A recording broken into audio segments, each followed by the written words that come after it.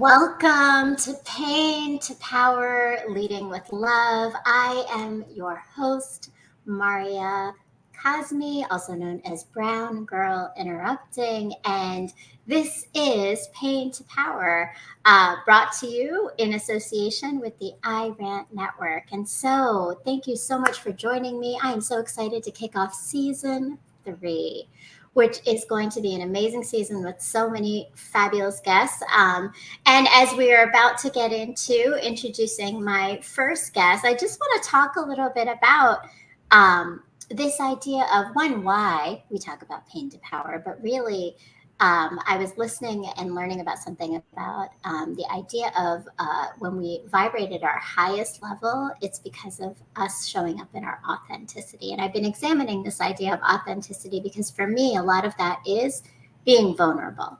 And when we are vulnerable, we are taking those risks to be our true selves and show our feelings and weaknesses to others, even when we're uncertain of those outcomes.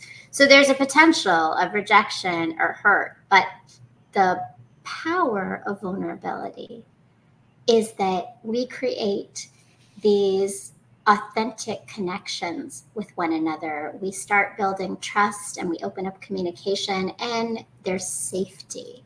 And so vulnerability is actually, in fact, our empowerment and not our weakness. And so that is why Pain to Power was born. It's to create a platform for others to come and share their stories in vulnerability and show up in their authenticity. So me and my guests can all just come and be. And I am super excited to introduce tonight's guest. He is bringing me full circle, and I love it. I see all my Ranchers fam in the chat. Thank you so much for joining. I saw no holdbacks. I saw V smiles. Thank you, Ja.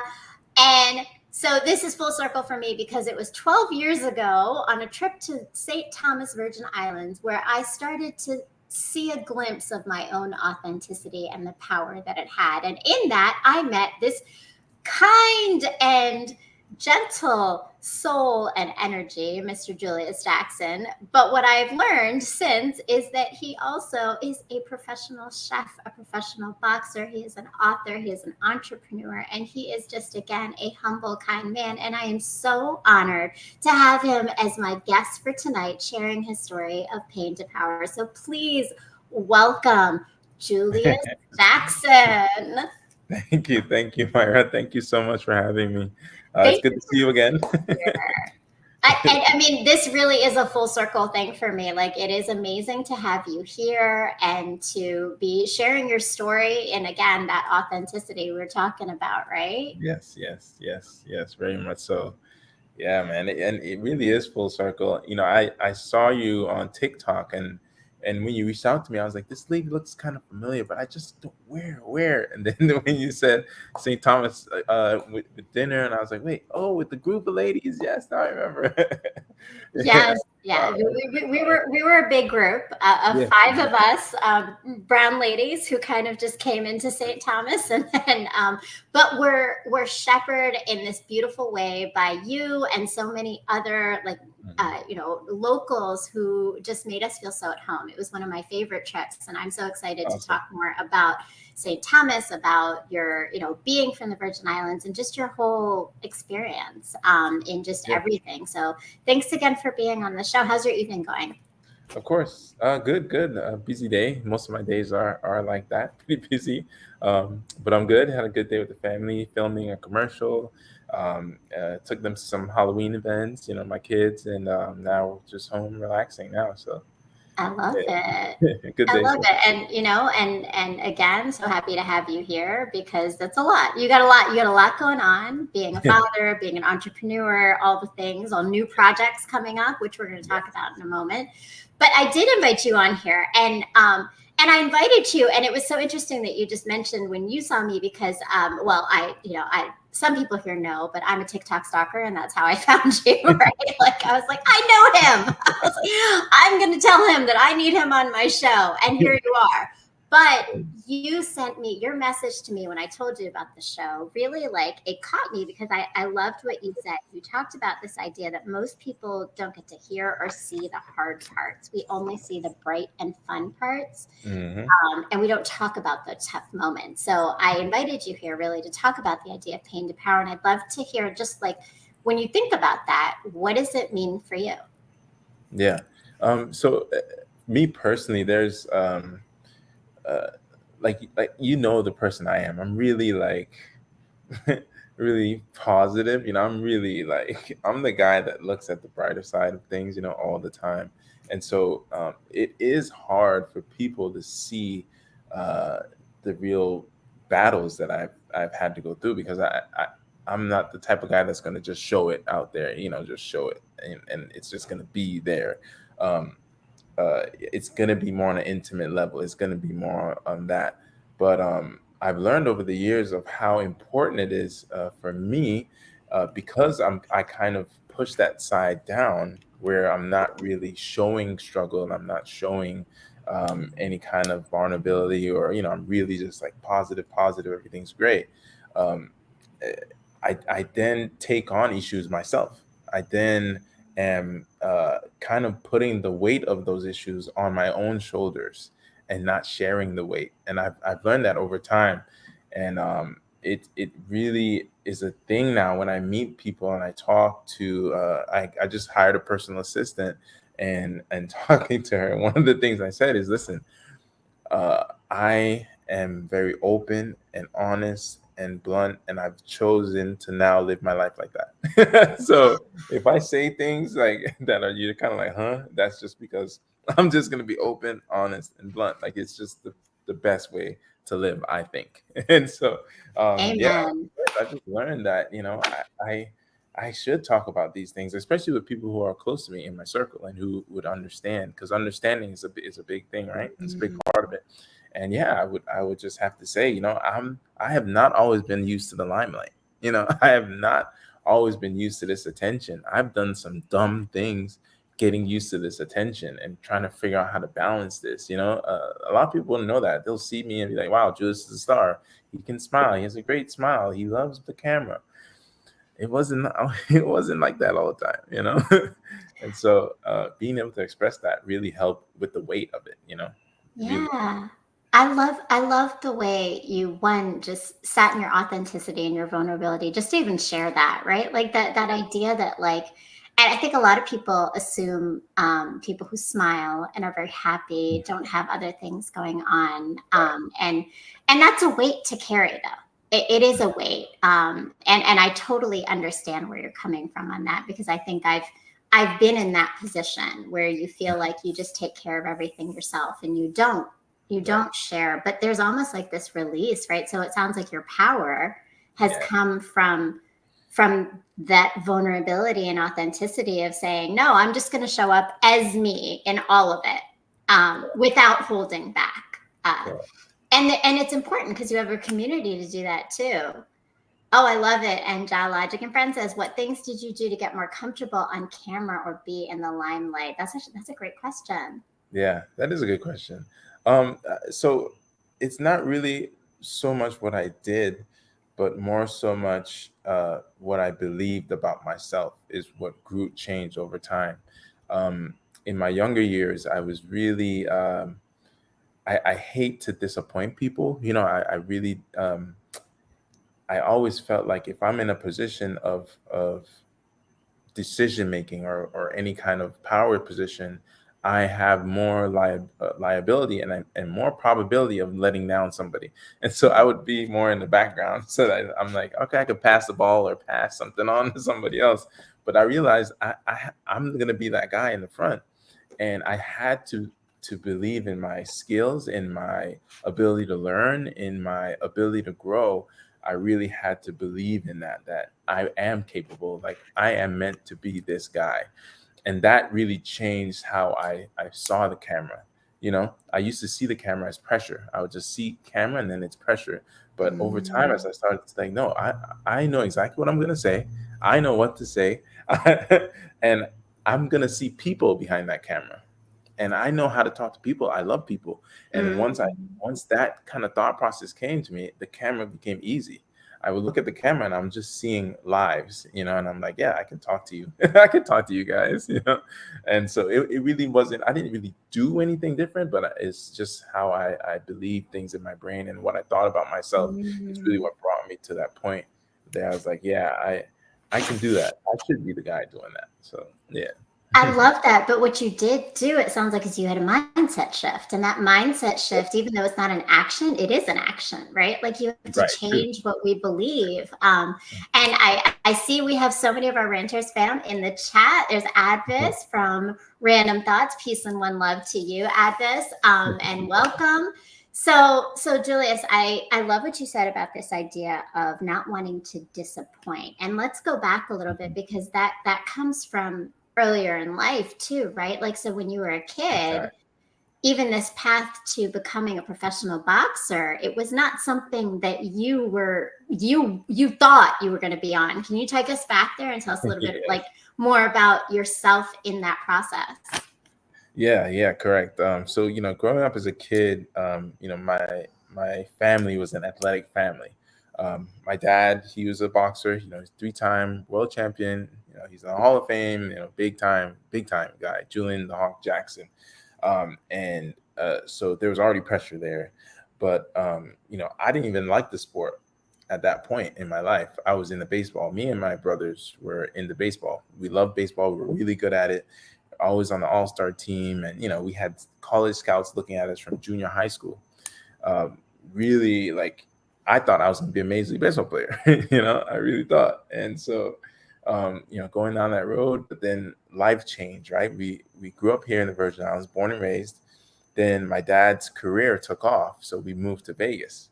3 years, 3 to 4 years, we lived in Vegas and doing baseball there. The facilities were great. It was great communities, really big, different. It was exciting.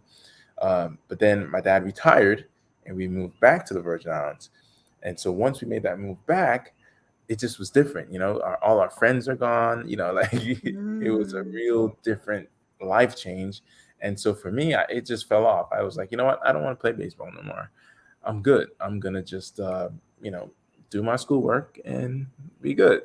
My mom loved that because my mom always thought I would be like the president of the United States, so she supported me. But my brothers hated it.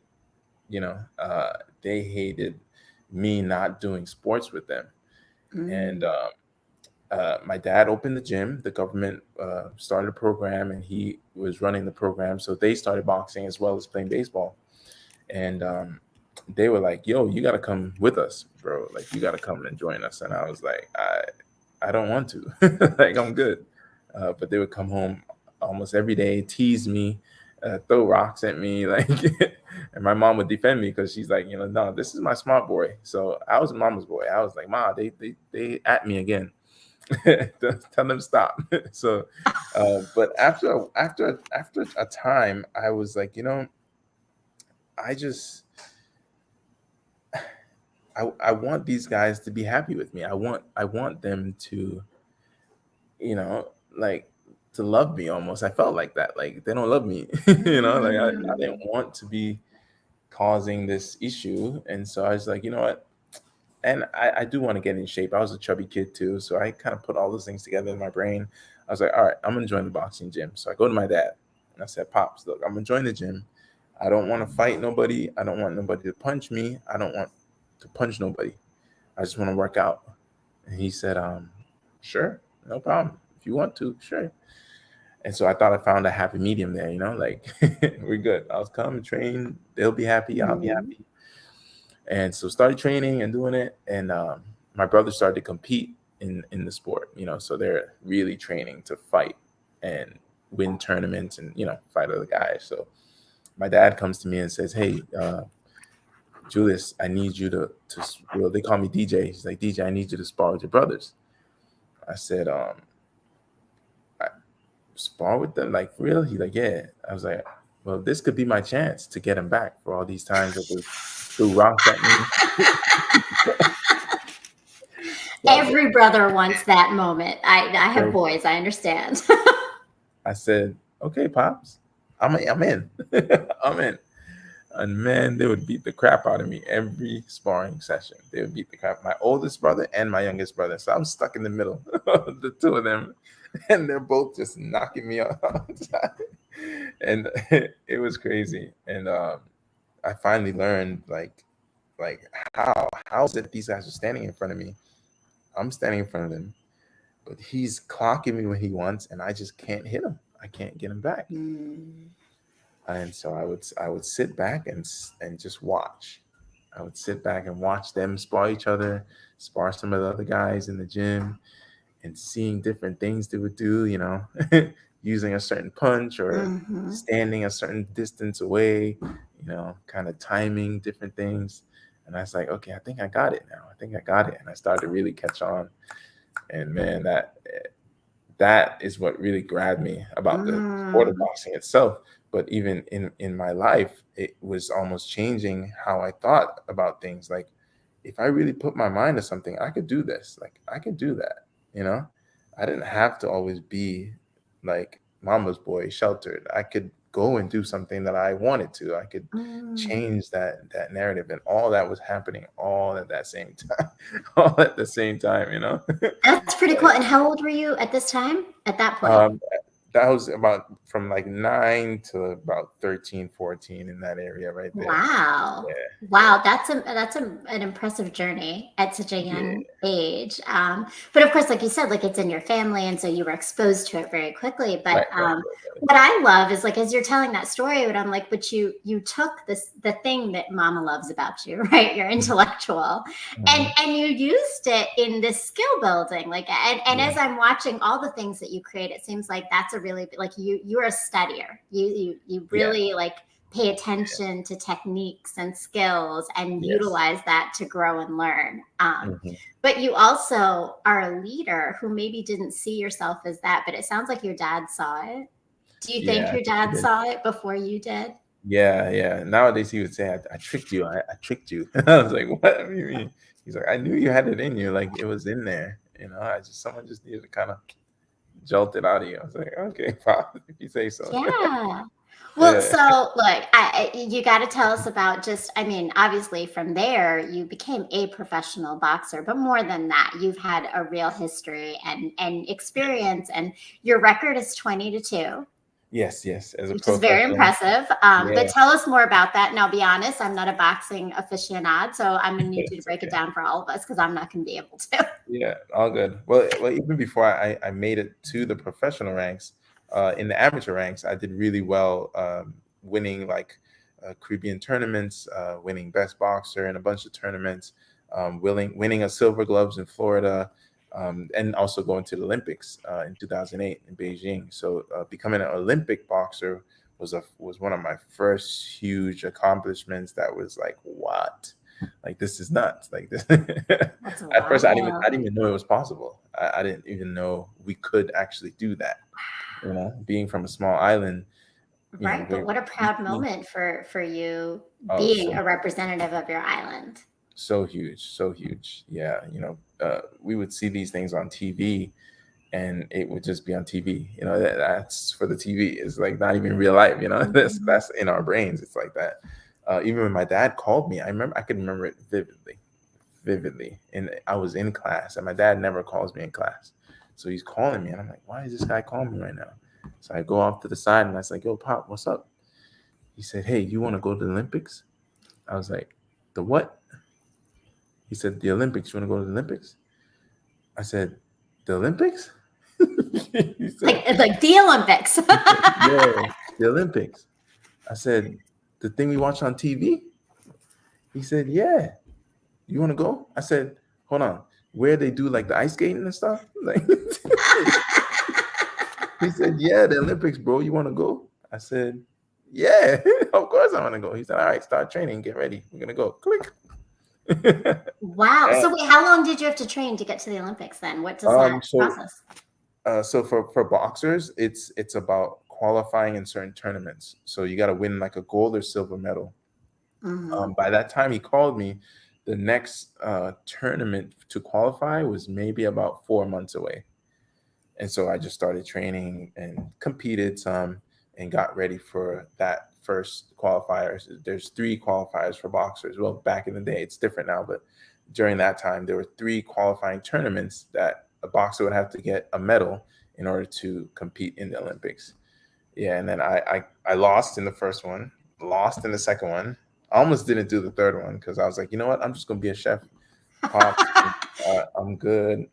My younger brother qualified at the second one. He qualified with the silver medal. So you were all three, or just the two of you were No, in just there at my the same youngest time? brother. My youngest brother Just you and your younger qualified. brother were all at the same Uh-huh. time My oldest competing. brother, he stopped boxing after a while. Okay. But my youngest brother, he qualified with the gold medal. Actually, sorry, not a silver medal. He qualified with the gold medal in the second qualifiers. So I was like, all right, this is for him, man. That's John. This is John's. He's good. I'll be the chef, you know. And him and my dad are like, nah, you go into the last one. He's like, my brother John was like, bro, you can't let me go to Beijing by myself. That hit me. And that that hit, when he put it like that, that hit me. Like, Right. I can't let him down. I gotta You had go. a duty. You look, no I gotta go. disappointment. That's the thing, Yeah, right? They I knew can't. it. They know how to get to you, don't they, Julius? I They're said, I like, can't disappoint this guy. And so I was like, all right. And that we trained together, and I was in culinary school at the time too. And he flew up to Florida, and he just me and him were living together, trained together. And then I got the silver medal in the next tournament, the last qualifying tournament in Guatemala. Yeah, wow. yeah, and went with the silver medal. It was an amazing feeling. That is Yeah, brilliant. And congratulations. That's thank amazing. you. And what a Yeah, journey to get there. But okay, so, and you've said it, right? You were in culinary school at the same time. So yeah, your love is not just boxing, like you also are a yes, brilliant chef. And that has been yes. another piece of your journey. So like where Hmm. did that all come into your life, and how did you get inspired to Yeah, really like love food like that? yeah. I love food. You know, boxing fed that side of me that really made me feel strong. You know, like I can be who I want to. That side really, um, the boxing feeds that for me. You know, and cooking just feeds that loving provider side. You know, I fell in love with cooking. Making a meal at home, I was just hungry, and well, I just hated to be hungry. Hunger is just not, Yeah. don't mix with me, you know. If my belly growls, it's no bueno, no good. Hangry, So hangry, huh? and so I would go to my mom when she's cooking and just stand there and watch her, you know. And I'm really observant, and I really pay attention. So I just watch her and wait for the first little tester to come out, and I try it, like, because I'm hungry. It's because I hated to just stay hungry. I wouldn't sit and wait in the corner. I'm gonna stand right there, wait till the first little tester comes out, and I want to taste it because I want to eat. And one day I just was like, man, mom, I think it was a summer, and mom was at work. My dad was in the Virgin Islands. We were living in Vegas at the time, and I was like, man, I'm hungry. I'm gonna cook some fried chicken. I was 9 years old. Yeah, and I called my mom. We knew her job number. I said, Mom, I'm gonna cook some fried chicken. She said, you know how to make fried chicken? That's the first thing she asked. I said, I've seen you do it 50 times. I could do it. Easy. She's like, what? Okay. She already had some chicken defrosting in the fridge, and she told my older sister she angrily put it on for me, put the oil on. She was mad, like in her room. My older sister put it on, and I went, put some chicken in a plastic bag, exactly how she used to do it. Get the adobo, pour it in the plastic bag, close it, shake it around. I know exactly how she used to do it too. Shake it up, and then take them out, put them in the fryer one by one. I put way too much adobo though. First time, it Mm. was salty. It was super salty, but not like I can't eat it But you salty. fried the chicken. Yeah, fried But it. you had the technique and everything. You fried it like crispy golden. Put a little flour in there with the Okay. adobo, shake it up, Okay. It's and as very, I was very making it, impressive. yeah, as I was doing it, my brothers and sisters are like, "Yo, that smells good. We hungry. We hungry too." So I said, "I gotta make some for them too." So I put some more in the bag, shook it up, cooked more, and I everybody had one wing. I think I just gave everybody one wing, and we all sat there eating, and I was looking at them, and I fell in love right at that moment. Like I made something that we needed. We were hungry. Food is a necessity. Like we needed that, and uh, it also creates this vibe of enjoyment. We're like sitting here talking, and how salty it is. One of them were kind of halfway not cooked, like one of the bigger ones, and we're just here talking and smiling, and they're enjoying, like this moment is being Mhm. enjoyed. I wanted to recreate that again. I just wanted to recreate it. So I started making pancakes. And just to recreate that feeling, and that's what Mm. made me fall in love with food. And so I was just Oh. cooking at home.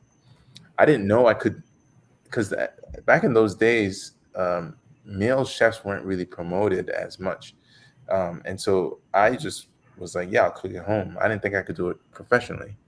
Mhm. So in high school is when I learned like I could actually do this and make money. It's only high school is when I learned that. Yeah.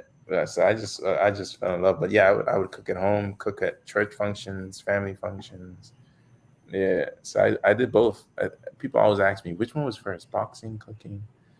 I was like, I just did them both at the same time, man. You had dual love. You had a dual love for all of it, but I think you framed it really well. I love it. Stephanie Gale's in the chat too. Welcome from also from Random Thoughts, and I see Tasha No Holdbacks TV is here, and I saw some comments about being hangry earlier from her as well. Testers are important. We make sure the food Yes. tastes good. Yes, and so Yeah. important, right? Hangry will make you figure it out, right? You figured it out. That's That is true. and I mean, once they smell it, they realize they're hungry too. Siblings gotta love Yeah, them. correct. It's the That's for smell. You, sure. you eat with your nose first. It's true. That's for sure. But you talked about like this almost like this balance Mhm. um of strength and nurturing.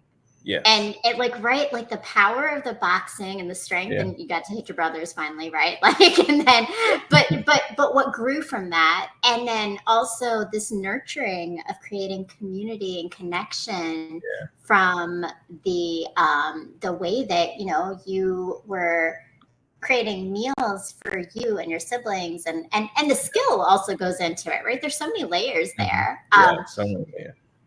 And that's such a beautiful thing. So let's kind of go into this journey for you, because as you went forward, right? In 2017 was Hurricane Irma and Hurricane Maria came Mhm. to the Virgin Islands, and there was a lot of devastation, and it Yeah. impacted your career. But I would say, knowing that you are native from St. Thomas, Virgin Islands, like this is home for you and your community. What was that like for you? That experience, Yeah. and what it did to help you to really become a part of your community in that Yeah. space. Yeah. That was a tough time. That was my first, going through like a real devastating storm. Our parents talk a lot about another storm, Hurricane Hugo, when we were like really young, and it was really bad. Stores were out, powers out on island for months, that kind of bad. I think we were away too at some point with my dad, and so we didn't really feel the effect of it too bad. So in 2017, that was like the first time we had a hit by a Cat 5 and Mm. really experienced it. I remember just bunking down in my oldest brother's in his apartment. We went to his apartment because I we didn't trust the house I had just bought with my wife and my son. Uh, we didn't trust it, so we were like, you know what, let's just go to my brother's apartment. He lived under my dad's house where I grew up, and we knew that that house survived a few hurricanes already. So we were like, let's just go over there. And looking out through the window, trees that don't move, these coconut trees and these palm trees that are really strong, they don't really move like that. The leaves will blow, but the tree itself, we were watching them like bend, like just Wow. like touching the floor. No, it's crazy. That's And there's nothing you can do. You just got to sit and wait. you can't do anything. It was Mm. so nuts. And then right as it's over, you kind of walk outside and you're kind of like, what am I gonna see? Like, and man, it's just no trees. Trees are gone. It's brown everywhere. It's Man, it was nuts. You go to the road, there's power lines down, trees in the road, rocks, boulders. No one can go anywhere. So the first thing everybody's doing is clearing the roads. That's Mhm. the first thing, because that's going to get us to safety. That's going to get you food. That's going to get especially elderly or anybody who's sick. Um, that's the first thing you're going to need is access. And so that's the first thing we did. We just put on our raincoats, checked on our dad upstairs. We heard some crashing happening upstairs. So one of the glass doors came in. It was nuts. And so it's a very traumatizing experience. Uh, we were in a position that, me, my older brother, um, we're really strong, functioning guys. So we could get out there and do that. But not everybody's home was like that. There are younger people that are living with their grandparents who can't just get up and go out there and just, clear the roads. Yeah. It was a tough time. So, and phones are down, no power, so you can't really call around and get everybody to find out if everybody's okay. Does anybody need help? Um, Really tough time. Really tough time. And I decided, yeah, I had to make a decision. You know, I had just had my comeback fight. I had two losses, right? I had a comeback fight and won it in Mexico at a new weight class. I felt rejuvenated, felt great, and got offers to fight for like a title, a new title. And I could have chosen to leave and go train and go after that.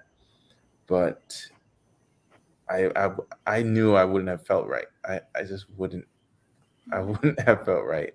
And so my team at my brother's workshop, Scott, my director, he's the founder of the program, was like, we're gonna need to feed the community. Like they're gonna need us. And so we went down to the bakery. It got flooded a little bit, but we got all the mud out and turned it into a feeding station. And we did about 37,000 meals out of that bakery, our small little bakery.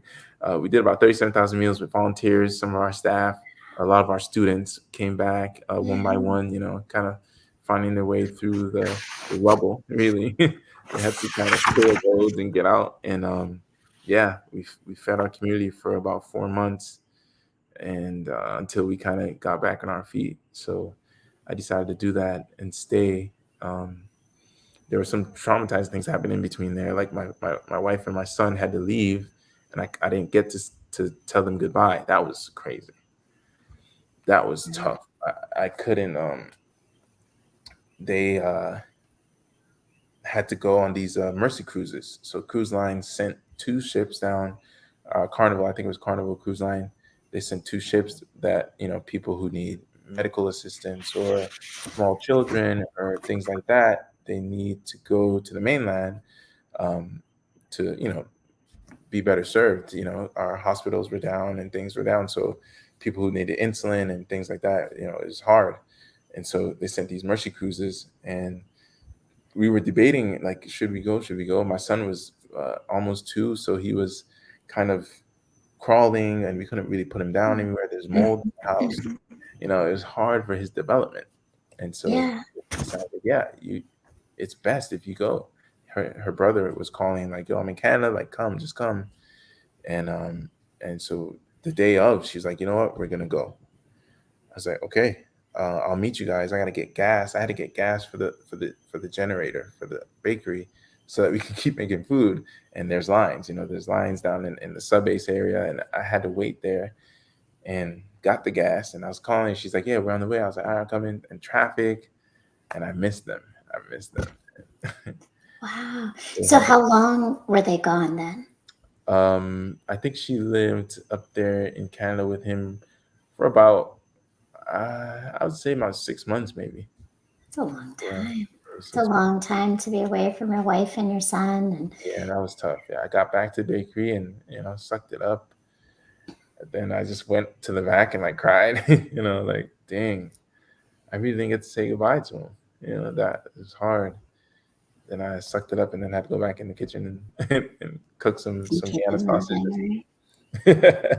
Well, but I mean, it's a lot of decisions, a lot of really Hmm. powerful and important decisions you had to make. But it sounds like you chose your community and you chose helping others over, right? What is your passion and your love? And that in and of itself is so much who you are, Julius, honestly. Like it's who you are, right? Yeah, it is. People come before yourself. It's clear in everything you do. How did that whole experience impact just your feelings and your connection to home? Big, big, big. Um, it was amazing to see um, so much devastation happen around us, which could cause so many different things, right? It could cause uh, anger, confusion, and it could cause chaos. It really could.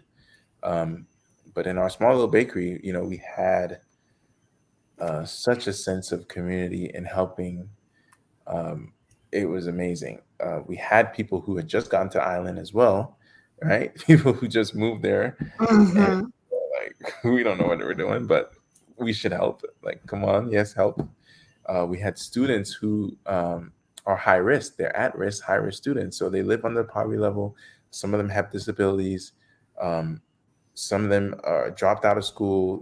They don't even know what to do.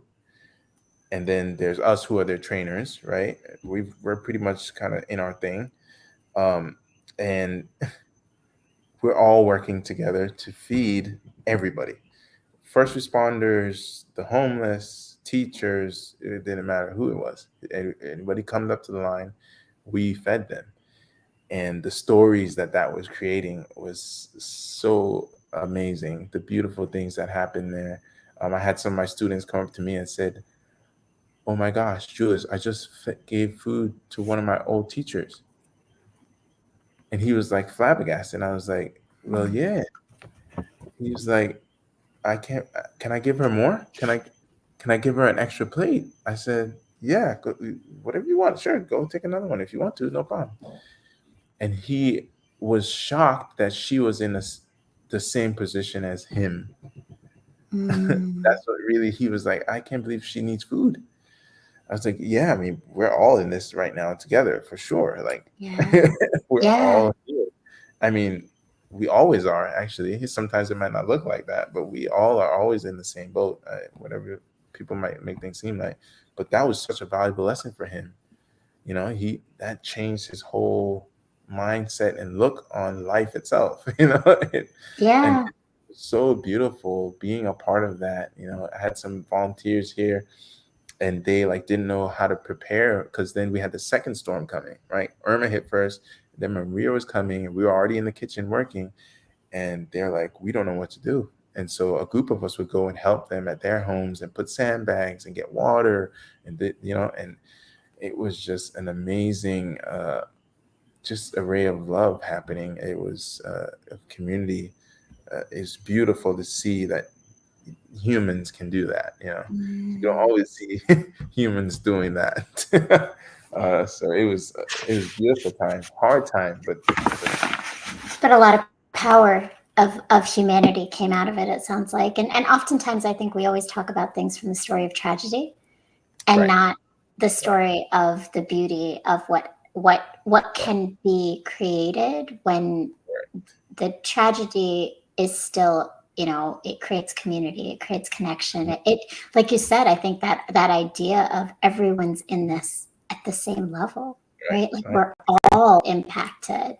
correct. um but that is truly beautiful. And then you were reunited with your son and your wife, which then allows you to continue. And that passion for community is clearly still very much in your life. But I also I want to kind of like examine a little bit. So we talked about the pain that happened within St. Thomas itself, within the islands, and all of the devastation of the hurricanes. But then, you yourself have also had some internal struggles Yes.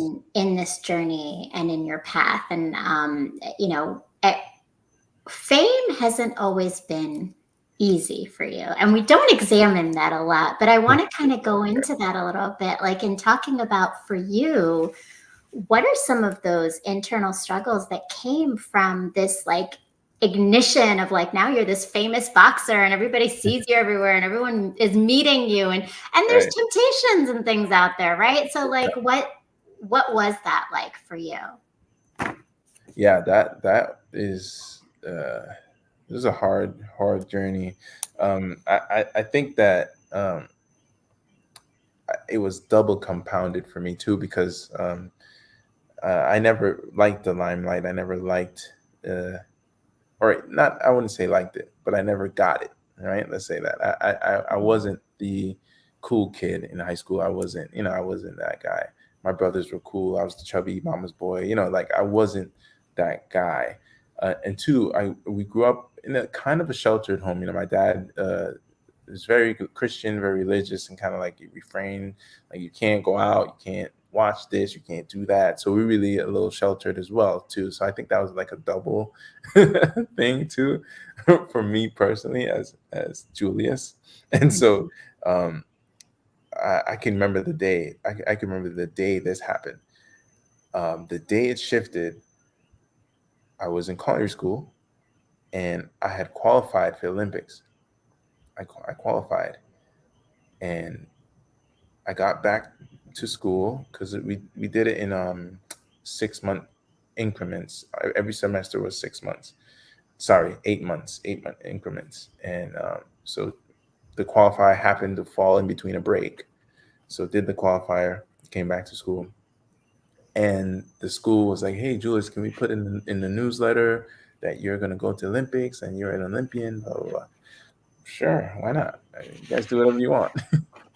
So they put it in the newsletter. I didn't know the day it came out, and even in college, I was still a virgin. I was, I was really just chill and laid back. I wasn't, I'm not aggressive. I'm not brave, So I was, just chilling. And then this came out in the news, and I remember I was in one of the computer rooms, and this guy comes up behind me, like I'm on the computer working, just like I think I was doing like some culinary history research, and he comes up to my ear, like right behind my head, and he's like, "Hey, you're Julius Jackson?"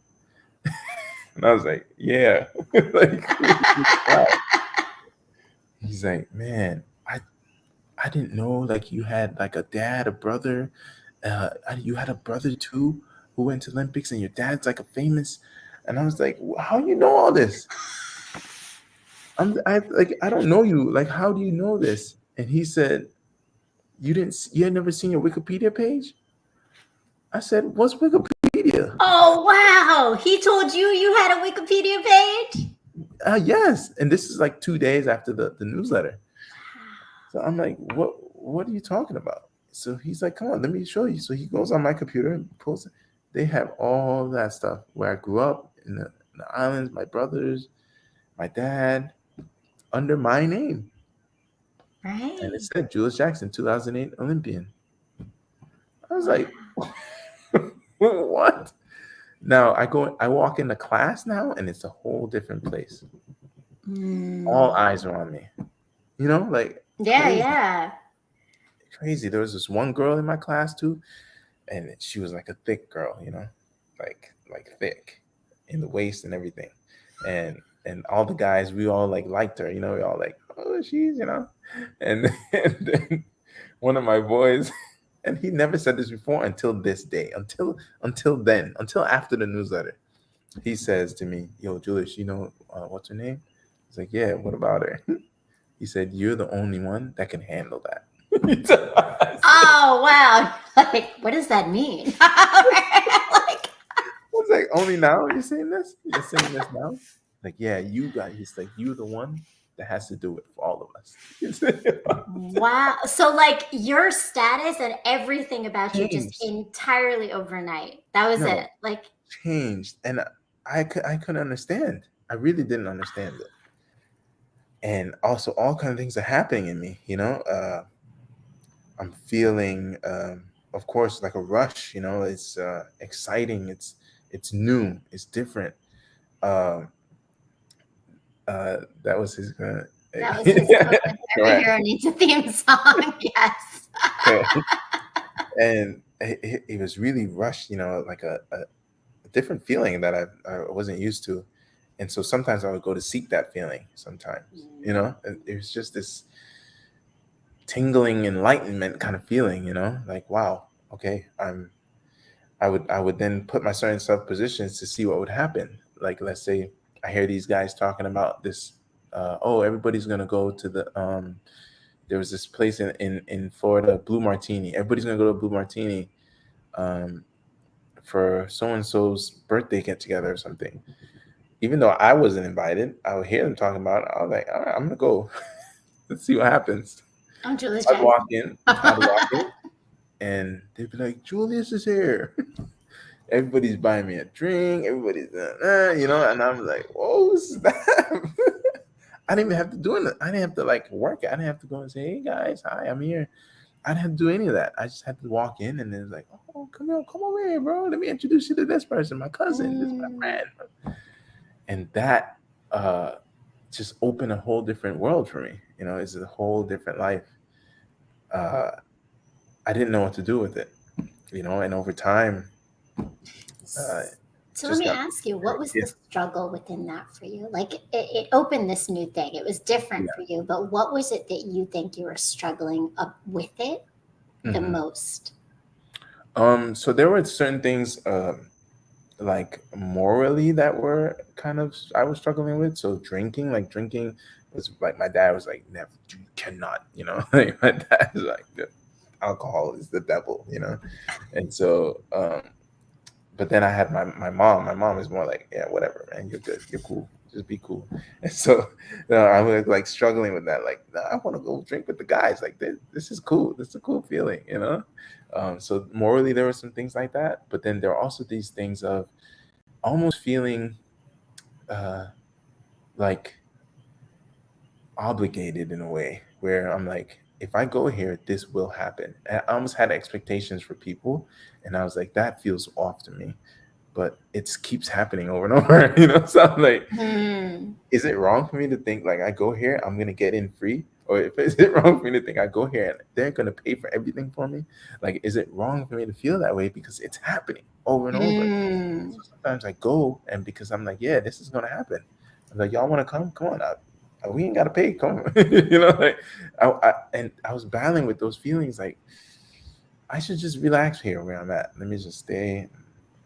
But there's such a strong pull in that, and so those Hmm. battles, and then with the ladies, that's when things got real crazy, because I was not a ladies' man. I was not. In high school here, this is another kind of cultural thing. Uh, Here in high school in St. Thomas, dark skinned guys were more frowned upon.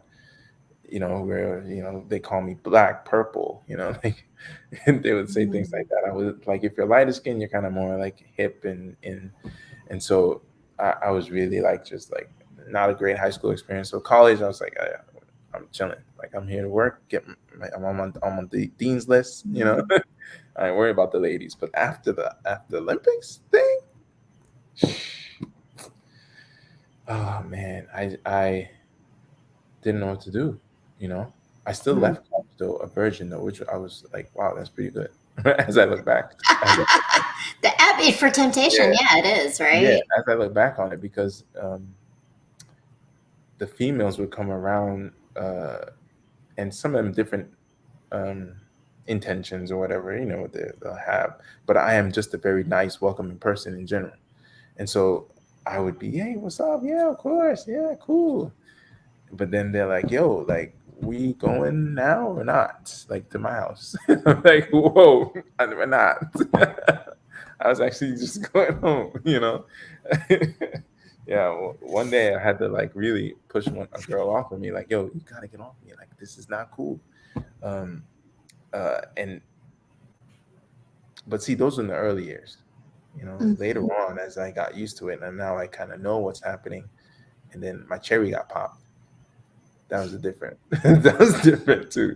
That's a whole different world. So at what point? Because it sounds like so it was really like it was just the shift, right? Like it was like a total shift and this whole new world that opened up for you because you are now someone different than you thought you were. And it sounds like almost do you feel like you didn't really like always show up in your authentic self? Like did you have to be someone else to be in those spaces, even though everything was still coming to you? Hmm. Actually, yeah, I do think so. There were certain times, like in the, and I've learned this throughout the years in the industry, right? In any kind of entertainment industry, it's really easy to like flow with the wave, and I'm like that guy. I'll flow with the wave. But that could be bad. Mm, It could be really hmm. bad in the industry. And I had to learn. I really have to stand my ground in certain rooms. In certain rooms, you just have to stand your ground. If you don't, you'll get pulled somewhere, and then you're gonna be like, what the hell am I doing here? Like, why am I in this spot right now? Someone's Mm. doing crack cocaine right next to me. This guy is shooting in his arm, and this guy's here is Right, right. offering me $20,000 to take a picture with him. Like what? And from an Like, upbringing of we don't drink alcohol nor yeah, do sex, like nothing, right? Like it's a total transition. And yeah, he smiles like says true. Yes. what am I doing here right now? And so it was sometimes I had to be um really like, don't just go with the flow, Julius. You gotta be like, listen, I'm gonna get through this and I'm out. Sometimes I had to like switch that up. Yeah. Sometimes I had to. So, and that's a really good point. Jad just put up a real good question I wanted to say. He said, did that blur your vision for good people or a good woman? Ooh. That's a great Yeah. So thought. that even that term good people it's um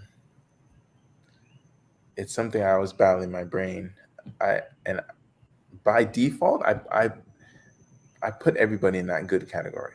That's what I do by default. Hmm. I just put everybody in that good category until that person shows me different from their selves.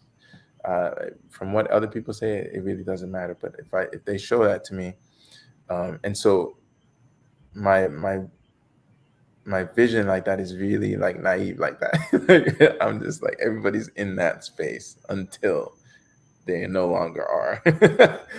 So I don't know if it would blur it, but I would sometimes put myself in positions where it was really late, like late, like it was like, oh snap, this is not good.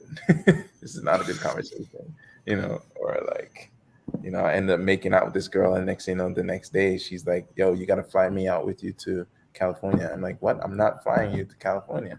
Well, Like, and so, I mean, that's just it, right? You meet very interesting people that don't always have, and I guess the idea maybe is like it's intentions, right? So good people correct. may not always mean that people's intentions are what are for the benefit of you. So Daryl Yeah. Howard, I got to say, shout out to Doc, my colleague. Appreciate Awesome. how you found and maintained that discernment in those moments. I agree. I think those are the things that are very, very difficult. And I'm going to Yeah. say, particularly in what I've seen for men more than women, I think that there's um, this added pressure and challenge that Hmm. comes with being a man and having discernment in that. Because sometimes it's almost like you don't need to have discernment; you should just do. Yeah. Yeah. We have that. It's like a motor, you just go until it's Right. done. Yeah, we definitely have Yes. that. Sometimes it's harder to pull the brakes, for a guy. I agree. But that says a lot that you have been able to, and then you've reflected on it. So I mean, Yeah. as you've reflected, I think what would it have been, what is it that helped you to start really discerning whom is your circle, like who are the people Mhm. whose intentions were the ones for you? Like how did you start to make that change and shift for yourself? Yeah, well, just being more clear, open, and honest. A lot of times I would refrain from saying the hard things. Saying things that could cause some friction. Um, that that was bad. I really came to realize like I can't just be just goody nicey Julius all the time. I really have to say the things like I don't want this to happen. Are you okay with that? Like I don't Mm. want to be placed in this position. Are you good with that? And so saying things like that, there was one time. This was a clear one. A friend of mine, her name's Nakia. She's an actress in California, and I used to go to Cali like 4 times out the year, and I knew she was a good friend and circle because I would have these straight on conversations with her, and I knew where she stood. And one time I got invited to hang out with Floyd Mayweather. I was signed to his management team, Al Heyman, who's over everybody. Al Heyman signed me as my advisor. He is Floyd's advisor, so we all were kind of like one, Hmm. and so the guy said, "Hey, Floyd's going to this thing. You want to come?" And I was like, "Yeah." Can I invite some people? Like, yeah, whatever. So I invited two of my friends who are females. Females really are driven to me. I don't know why. No, I know why. I'm kidding. I think I figured it out over the years, right? And so, yeah, I'm really just chill, easygoing, open. So, females like that. So, two of my female friends went with me, and um, so we're walking and going into these things, and uh, the party was fine, but then we meet a bunch of other people there. So, uh, a lot of people want to kind of just be around, just to be around. There are those people. They want to just be like, yeah, I was hanging with these guys. I was with them. Look at the pictures. Mm. Some people, that's all their intent is. And so one of these guys we met, and the next day we saw him and at the hotel lobby, right? And it was just me and Nikia at this time. We came to have breakfast. And so we saw him and he was like, "Hey, I saw you guys." I was like, "Yeah, what's up? I recognize you." Um, and he's like, "Yeah, I build engines for American Airlines, and I do." I was like, "Okay, wow, cool. I'm an engineer, blah blah." Okay, cool, cool. He's like, "What are you guys doing? You guys hanging out?" Or I was like, "Yeah." He's like, let's go to my room. We can talk some more up there." I thought that was weird, you know. And so my Yeah. friend Nikia kind of looked at me too. I was like, "Okay." And we also had another buddy there too. He was like a local hip hop artist, and he was like, "Sure, let's all go." So we all went to the room and we started talking. I guess he wanted to talk business, but I didn't know what kind of business. And at that point, I felt weird, but I didn't say anything, you know. But I Hmm. looked at Nikia and she looked at me and she was like, "This is weird." And we agreed, like, this is weird, but all right, let's go. So we, I think, did I lose her? Okay, there you are.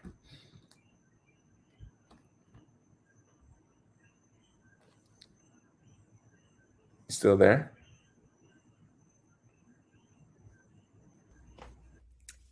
Hi, my name is Maria, but you are soon going to know me as Brown Girl Interrupting. Um, and what I mean by that is that very soon, hopefully, you're going to be following my blog.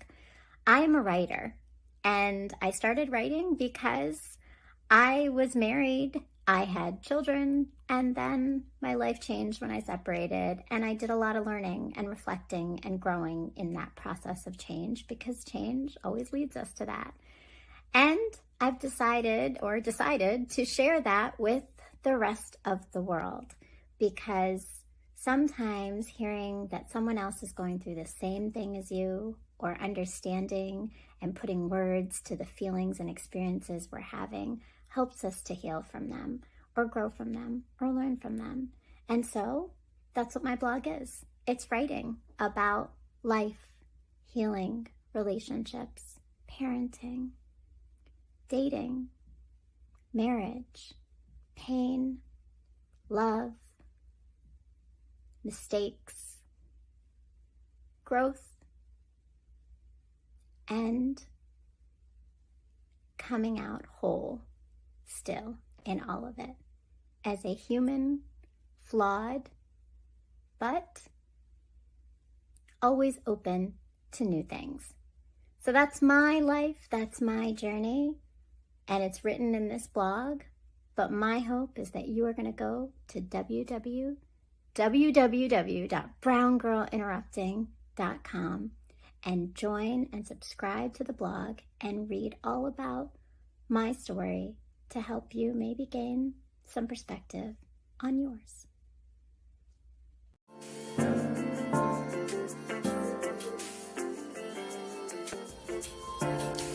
My world has slowly crumbled around me countless times, and every time I rebuild with the pieces I've been given to birth something so transformational and beautiful that no one else knew might exist before it was shown to them.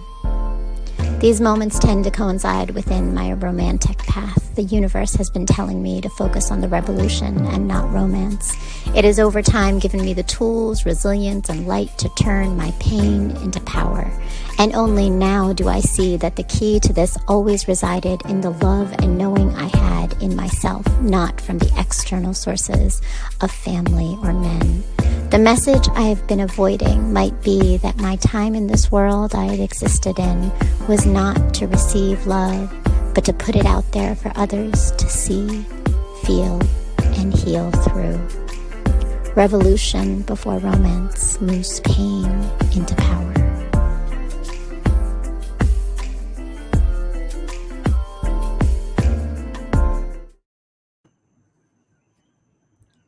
Hey. Thank you, and I apologize. I had some technical difficulties for a moment. All good. Sharing, in terms of, I mean, obviously you've had to battle quite a lot of things, right, to get to the place that you are in.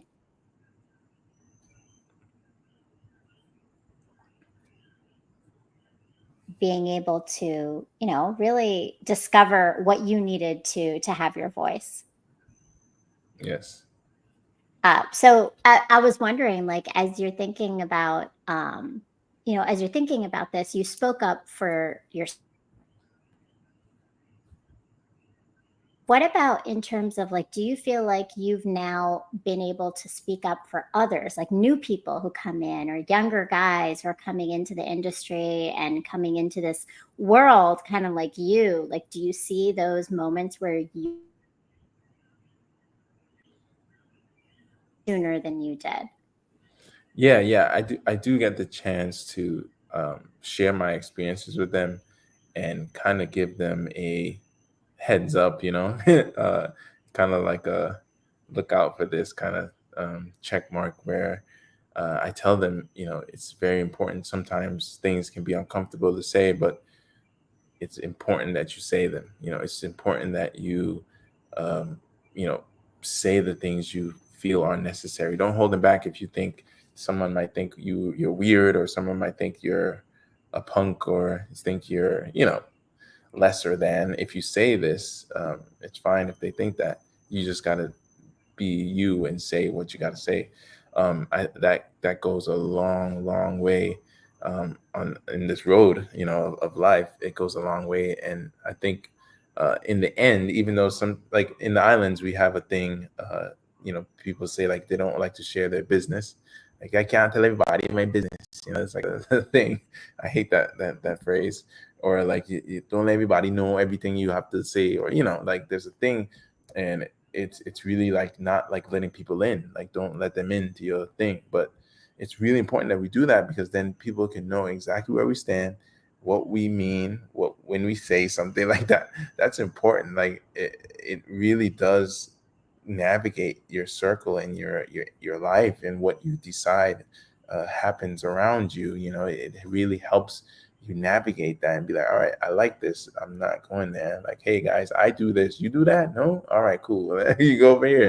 It really helps to navigate and create a world that you would appreciate. And so I love sharing that with I manage fighters too right now too, and I love sharing that with them, most importantly about not just having good skills and being strong and in shape, but here mentally, just being able to be open enough to say, I know that I don't like this, Julius does not like this, that I need to say that to the people that are around me and be like, hey guys, I don't like this, so let's make sure we keep that over there. or I Hmm. like this. Like, keep that coming. You all see that when that you see that happening, bring that here for me. You know, it's important.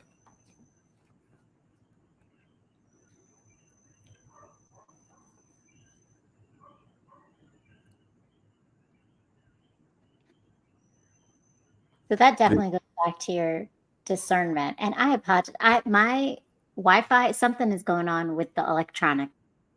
It's okay.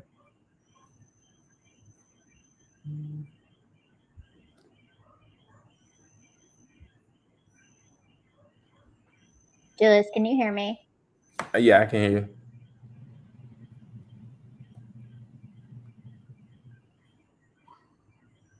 There might be a delay, I guess, though.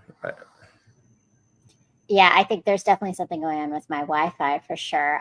But what you're sharing is the discernment, right? And I think Yeah. like that Mhm. that now it really helps. It sounds like to create your circle and to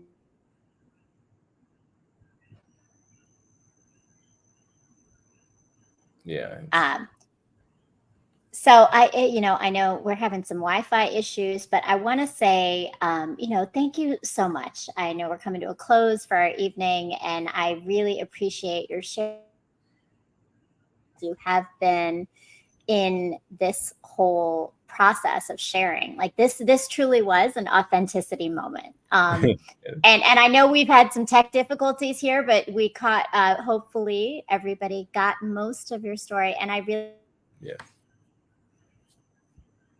their thoughts. I don't know if I'm keep going in and out because I keep seeing things going on here. So and I I think get it it. might be a delay. It's all just all over the place. But I'm again really grateful. Thank you so much, Julius, for being here. Thank you to all of our Thank you, Mara. to to everyone just for being present and being here with me again in another season of Pain to Power. I love it. Whiskey Girl is here too. And I saw Amanda Martin in the chat. I have had you, Julius, to kick off our season. Thank you. Thank you so much. I look forward to following the rest of the season as well. I love these Oh, please conversations. So, do. And, I'd love to have you on again to share more of your story and definitely yes. endeavors. I know you have the hot ones coming up. Tell us a little Yes. bit Yes. about what you're going to be doing on that as we're closing out. Yes. Yes. So I'll be hosting a TV/online show called Hot Ones Caribbean Edition. This will be featuring Virgin Islands celebrities, where I'll be hosting and asking them hot questions and even giving them even hotter sauce. And it's going to be super fun, interactive. You guys will get to learn about the Virgin Islands and about some of the cool things that a lot of our people have done throughout the world from this small little island. So it's going to be a great show. So look forward to that. Well, I love it. And hopefully, everyone is going to be watching the hot ones as well as following you, Julius the chef, in all of your different endeavors. Check out his cookbook as well. Um, Yes, yes.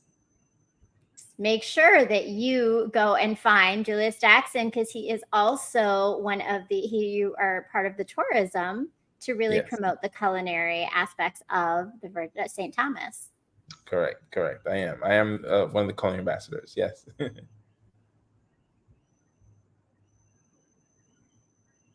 Yes, and that is the cookbook right there. That's all Anywhere there. but you you can find it. So I love it. yes, thank you.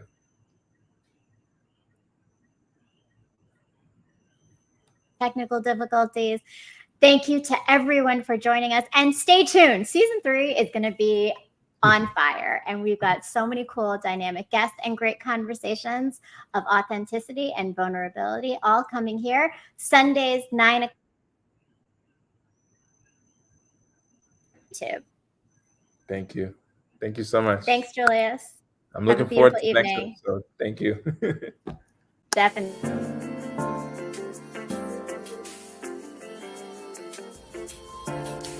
My world has slowly crumbled around me countless times. arms, and every time I rebuild with the pieces I've been given to birth something so transformational and beautiful that no one else knew might exist before it was shown to them. These moments tend to coincide within my romantic path. The universe has been telling me to focus on the revolution and not romance. It has over time given me the tools, resilience, and light to turn my pain into power. And only now do I see that the key to this always resided in the love and knowing I had in myself, not from the external sources of family or men. The message I have been avoiding might be that my time in this world I had existed in was not to receive love, but to put it out there for others to see, feel, and heal through. Revolution before romance moves pain into power.